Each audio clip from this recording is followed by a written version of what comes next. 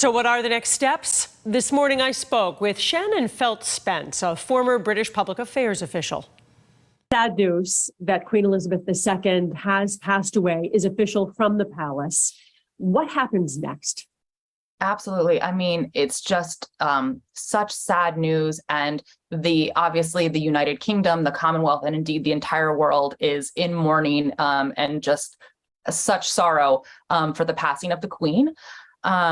What happens next has been planned and orchestrated for many, many years. If there's one thing that the British royals are quite good at, it's transitions, it's staying power. And so everyone will know exactly what they have to do at this moment. I think in recent memory, if we remember that just recently, it was the 25th anniversary of the Princess of Wales passing in September of 1997. So that's in recent memory, and people seem to recognize that of a moment of national sorrow, outpouring of love, and an absolute standstill of government and the city of London and the country and in really the world.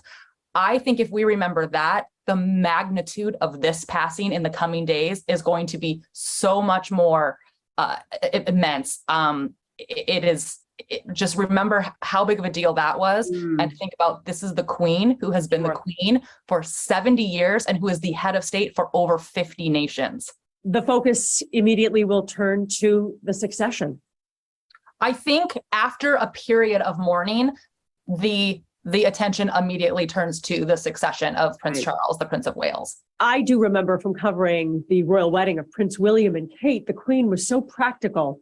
She had the members of her staff in charge of planning the wedding procession and the horses and the carriages and everything there was to do, that at the time she told them to go ahead and create a master plan for her funeral so that it would all be in place. She planned everything right to the last minute. And her mom did too. So we lost her mom in 2002, and she had her own funeral plans for, I think, something like 2 decades. So they will be doing this to the T of exactly how the Queen will have wanted it. The state will gather. Oh my God. Around the world. Yes. I mean, I just feel like it's hard for us to really comprehend the magnitude of a head of state for not just one nation, not just the most famous woman in the world passing, but the head of state for over 50 nations. Sure. And ones that are surprising still: Australia, Jamaica, Canada, huge. The outpouring of grief. Yes. Will be global and will be deep when you consider there are people in their mid-70s who have no memory of life without her.